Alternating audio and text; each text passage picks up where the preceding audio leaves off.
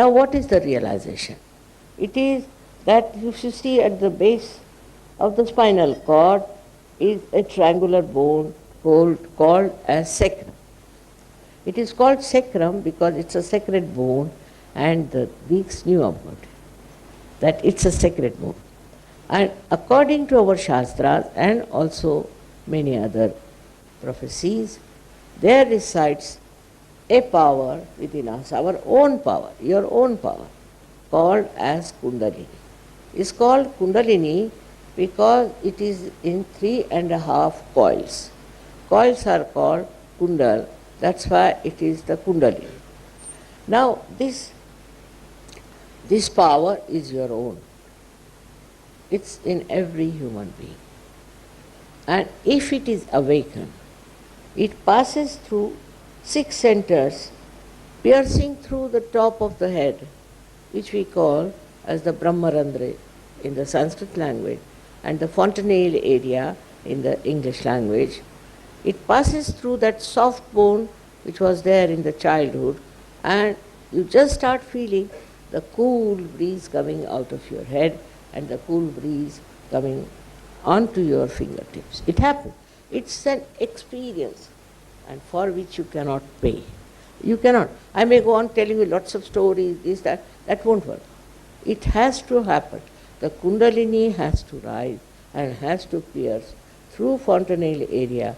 Otherwise, it's no use. It's just words, some sermon or something like that. So, this happening is very easy in this Kali Yuga.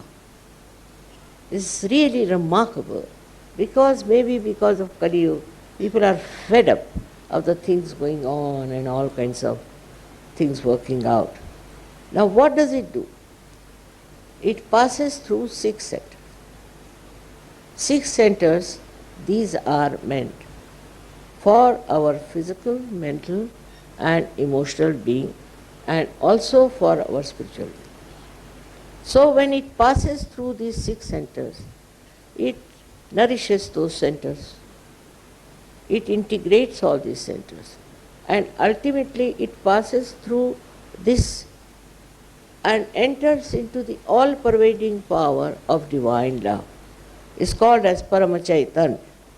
You may call it as all-pervading power of divine love or anything, but names make no difference.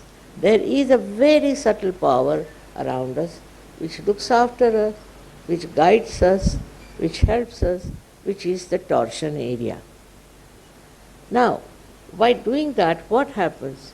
That you become knowledgeable of the absolute truth. Absolute.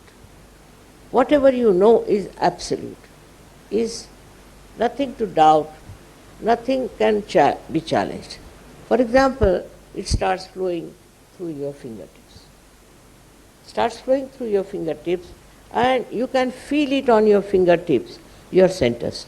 Now these are 5, 6 and 7 centers, 5, 6 and 7 centers. I'm not going to tell you all the details now, but when you start feeling these cold sensation, Adi Shankaracharya has called it as Spand, then you feel the truth, the real truth. For example, supposing in your office you get somebody who is a cheat, very well dressed, speaks English very well, very well behaved. How will you make him out? You just have to put your hands under your table and see for yourself. Immediately you will get some sort of a burning sensation, or you might feel some sort of a,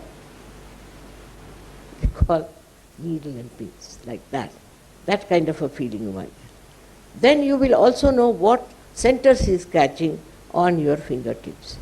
This is the absolute knowledge about everything. It's not a question of only knowing who is a bad or a good person, but also of diseases. Supposing you have some disease, you will feel it on your fingertips. On your fingertips you will feel it. You will know this is your disease, and if you know how to cure them, you can cure others also.